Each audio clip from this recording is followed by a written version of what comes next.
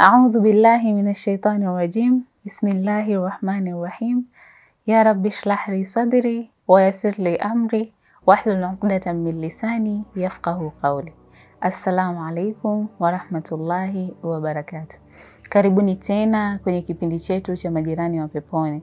Leo hii tutaongelea tofauti kati ya nguzo za Uislamu, nguzo za iman na nguzo za ihsan. Uislamu una nguzo zake ambazo ni 5 nguzo za Uislamu. Kwanza kabisa ni kutoa shahada 2 ili uingie kwenye Uislamu, ili uwe Muislamu, ili utambulike wewe ni Muislamu. Yani kama ilivyo kwenye baadhi ya sehemu unatakiwa upate mwaliko, uwe na kadi ndo uingie. Basi kadi ya kuingia kwenye Uislamu ni shahada. Kama hujatamka shahada, basi wewe sio Muislamu. Na ndo maana mtu hata anaibadilisha dini kuja kwenye Uislamu lazima atamkishwe shahada, ambayo hiyo ndo tiketi ya kuingia kwenye Uislamu. Kwa hiyo ni kushuhudia ya kwamba hakuna Mola apasaye kuabudiwa isipokuwa Mwenyezi Mungu pekee, ambaye ni mmoja, hana mfanano wala mtoto. Pia ni kushuhudia ya kuwa Mtume Muhammadin sallallahu alaihi wasallam ni mjumbe wake na ameletwa kwetu ili awe kiigizo kwetu, awe kiigizo chetu. Kwa hiyo ni nguzo ya kwanza ya Uislamu, kutoa shahada, ashhadu an la ilaha illa Allah, na shuhudia ya kwamba hakuna Mola ila Mwenyezi Mungu, wa ashhadu anna Muhammadan Rasulullah, na nashuhudia ya kuwa hakuna mtume isipokuwa Muhammadin sallallahu alayhi wasallam. Nguzo ya pili ni iqamati swala, kusimamisha swala. Sisi Waislamu tumefaradhishiwa swala 5: swalatul fajr, swalatul dhuhr, swalatul asr, swalatul maghrib na swalatul isha. Kwa hiyo tumefaradhishiwa swala ili ije ituepushe kutokana na mambo maovu na machafu. Swala tunaambiwa kwamba katika amali ya kwanza kuhesabiwa itakuwa ni swala. Kwa hiyo pia swala ni miongoni mwa nguzo za Uislamu. Ili uwe Muislamu kamili lazima uwe unaswali. Nguzo ya 3 ni kutoa zaka. Mwenyezi Mungu ametufaradhishia sisi Waislamu, au sisi Waislamu tunatakiwa tutoe zakat na sadaqat. Yani no matter the case, unacho kingi, unacho kidogo, unavo kiasi, lazima utoe zakat na sadaqat. Yani sisi tumeambiwa tutoe, na miongoni mwa masharti tunaambiwa tutoe katika vile tunavovipenda. Usije ukatafuta tu vitu marapurapu, almuhimu huvipendi ndo ukataka utoe. Hapana. Mwenyezi Mungu ametuamrisha tutoe, lakini tutoe katika vile ambavyo tunavipenda. Watu wengi tunatoa lakini hatuzingatii swala la kutoa katika vile tunavovipenda. Mfano mzuri tu, mtu unakuta una nguo nyingi sana unazo, lakini anapokuja mtu unaangalia ile nguo yako ambayo hii huwa siivai sana, huwa siipendi. Kwanza kuna sehemu hapa imechanika, ndo unatoa. Au kuna watoto wanahitaji nguo huku, zile ambazo huzipendi ndo unakusanya unapeleka. Tunakosea. Mwenyezi Mungu ametuambia tutoe katika vile tunavyovipenda. Na kitu ambacho watu wengi hatujui, au watu wengi tunashindwa kufahamu, ni kwamba kwenye swala zima la kutoa, Mwenyezi Mungu mwenyewe ameshatuahidi kwamba mtu atakayetoa basi atamuongezea zaidi. Yani kama umetoa kwa ajili ya Mwenyezi Mungu, umetoa kwa ajili ya kupata malipo kutoka kwa Mwenyezi Mungu, basi Mwenyezi Mungu atakuongezea zaidi. Kwa hiyo tujitahidi sana. Hii ni bonus nakupa mpendwa mtazamaji. Kama wewe umekuwa ni mtu unapoteza sana pesa, wewe ni mtu ambaye unafanya kazi, unafanya biashara lakini pesa yako haikai, wewe ni mtu ambaye unajituma sana kutafuta pesa lakini kila unapoipata huoni pesa yako inakoelekea, basi jifunze kutoa sadaka. Sadaka ni mlinzi wa mali. Nguzo ya 4 ni saumu Ramadhan, kufunga mwezi mtukufu wa Ramadhan. Tumefaradhishiwa tufunge mwezi mtukufu wa Ramadhan isipokuwa wale wenye sababu maalum za kisheria, mojawapo wagonjwa wenye maradhi ambayo hayawaruhusu kufunga. Licha tu ya wao kuambiwa kutokufunga, lakini kuna fidia wanatakiwa waitoe kulisha mayatima 60.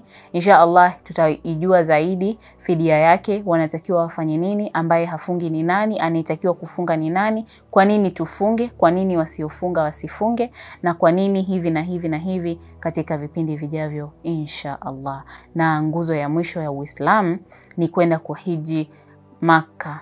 Ni tumehimizwa kwa kila mwenye uwezo basi aende akahiji Maka. Bila kusahau kuna hija, pia kuna umra. Hija ni mara moja tu kwenye maisha, lakini umra unaweza ukafanya mara kwa mara insha Allah. Hili ni somo tutalijua kwenye, endelea kufuatilia vipindi vyetu. Masomo haya yote na uelewa vitu hivi vyote vitaendelea katika episodi zinazofuata. Mpendwa mtazamaji, naomba nikufafanulie nguzo za iman. Nguzo za iman ziko 6. Nguzo za iman ziko 6. Ili tuseme kwamba huyu ni Muislamu na ana imani au anaamini kutokana na kile kilichopo katika Uislamu, basi inatakiwa awe na hizi nguzo 6 zote.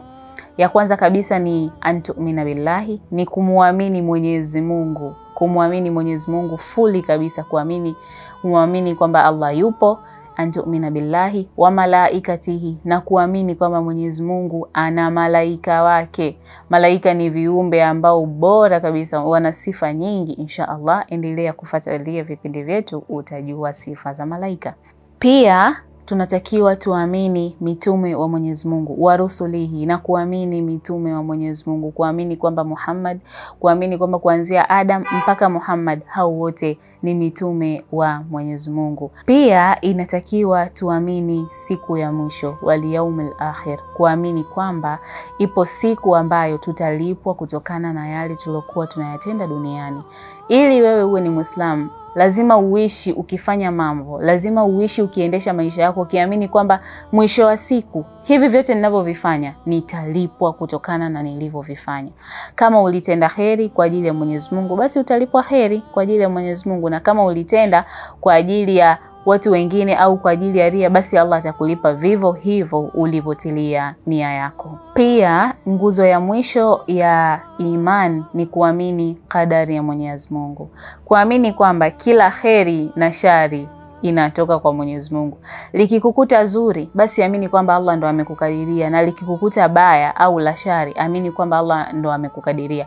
Watu wengi huwa tunaingia kwenye dhana ya ushirikina, tunaingia kwenye dhana ambayo yani inatusababishia tunakuwa na mushkil la vitu mbalimbali. Mfano, mtu labda amepata changamoto, labda alikuwa anafanya kazi, akapata changamoto fulani kazini, anaanza kusema bwana, mimi itakuwa tu wameniroga, wamefanyaje. Jamani, tuamini kwamba Mwenyezi Mungu ametukadiria kheri na shari. Yani Mwenyezi Mungu yeye ndio mkubwa wenye kukadiria, na yeye ndio anajua kitu gani chenye kheri kwetu na kitu gani ambacho kinatufaa sisi. Ili tuishi vizuri, tuishi kwa amani, tukiamini kwamba Allah ametukadiria vitu vyetu, kwanza hatutakuwa na mawazo. Wewe imagine umekaa umefukuzwa kazi, unasema lakini Mwenyezi Mungu ndo amenikadiria. Huenda kuna jambo zuri zaidi linakuja hapo mbele. Tunaingia kwenye hitimisho la kipindi chetu cha leo kwa kumalizia nguzo za ihsan. Nguzo ya ihsan iko moja tu, ni kumwamini Mwenyezi Mungu kana kwamba unamuona, na kama haumuoni basi yeye anakuona. Yani tunatakiwa tuishi maisha yetu tukiamini kwamba hichi ninachokifanya mimi Mwenyezi Mungu ananiona.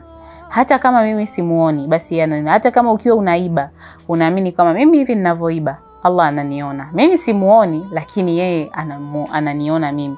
Kwa hiyo hicho kitu kitatusaidia sisi tuwe tuna hofu ya kufanya vitu vingi, kwa sababu ukiogopa kwanza kusema, mfano ukitaka kuiba, ukishajua kwamba kuna mtu anakuona au kuna mtu anaona jinsi unavyofanya, lazima tu utahofia. Kwa hiyo nguzo ya ihsan ni kuamini kwamba Mwenyezi Mungu anatuona kwenye kila tunalolifanya. Asante sana na kukaribisha tena kuangalia kipindi kijacho na kuendelea kufuatilia series hii ya kipindi chetu cha Majirani wa Peponi. Usisahau kulike, kushare, kusubscribe ili na wengine insha Allah waweze kunufaika kwa mazuri haya yaliyopo kwenye kipindi chetu. Al-kamalu lillah wa hadha, assalamu alaikum wa rahmatullahi wa barakatuh.